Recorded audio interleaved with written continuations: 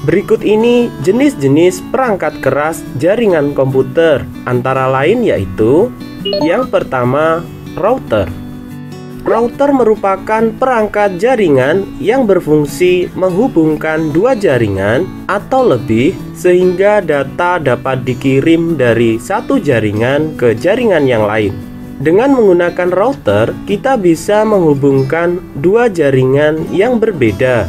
Sekilas, cara kerja router bisa dibilang mirip dengan braid, yakni sama-sama meneruskan paket data, membagi jaringan menjadi beberapa segmen, atau menyatukan segmen-segmen jaringan tersebut. Hanya saja, router berada pada lapisan ketiga OSI. Yang kedua, wireless card. Wireless card merupakan salah satu perangkat jaringan yang dapat menghubungkan dua device secara nirkabel atau tanpa menggunakan media kabel. Dengan menggunakan wireless card, dua komputer atau lebih dapat saling terhubung melalui jaringan Wi-Fi tanpa harus menggunakan kabel jaringan.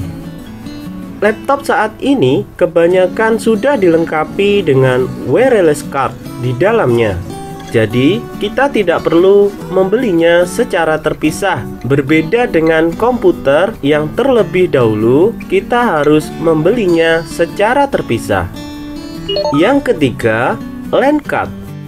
Sama halnya dengan perangkat jaringan yang lain, LAN card juga berfungsi menghubungkan dua atau lebih komputer dengan menggunakan media kabel. Perangkat ini biasanya banyak digunakan dalam jaringan LAN. LAN card juga bertugas mengubah aliran data yang berbentuk paralel menjadi bentuk serial, sehingga dapat ditransmisikan melalui media jaringan seperti kabel UTP. Yang keempat, modem.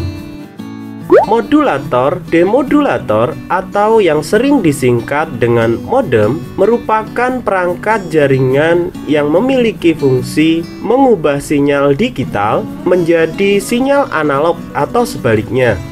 Data yang diberikan kepada komputer ke modem umumnya berbentuk sinyal digital. Maka dari itu, ketika modem mendapatkan data berbentuk sinyal analog, modem harus merubahnya terlebih dahulu menjadi sinyal digital agar dapat diproses lebih lanjut oleh komputer. Yang kelima, bridge.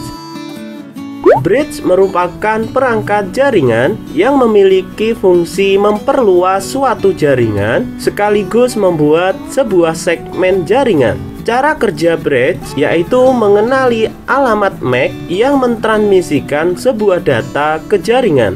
Kemudian, bridge akan membuat tabel internal secara otomatis, di mana tabel ini dapat menentukan segmen mana yang akan di-routing maupun yang akan difilter. Yang keenam, hub.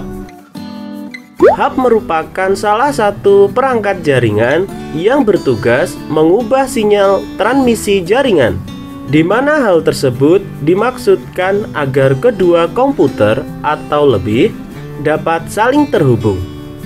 Hub tidak dapat mengatur alur jalannya suatu data, sehingga setiap paket data yang melewati hub akan di-broadcast ke semua port sampai paket data yang dimaksud sampai ke tujuan. Hal ini membuat paket data yang dikirim mengalami collision atau tabrakan data. Yang ketujuh, switch. Switch merupakan perangkat jaringan yang memiliki fungsi yang hampir sama dengan hub. Tetapi perangkat ini lebih pintar dari hub karena dapat mengatasi masalah collision data atau tabrakan data. Tidak hanya itu, switch juga memiliki beberapa kelebihan seperti kecepatan transfer data maupun luas jaringan yang jauh lebih bagus dari hub. Selain itu, switch tidak hanya digunakan untuk membagi sinyal, memfilter paket data, kemudian meneruskannya ke jaringan yang dituju. Yang kedelapan, kabel jaringan. Kabel jaringan merupakan media transmisi berbentuk kabel yang digunakan untuk menghubungkan dua komputer atau lebih untuk saling bertukar data. Ada beberapa jenis kabel yang biasa digunakan, seperti kabel UTP, STP, koaksial, maupun fiber optik.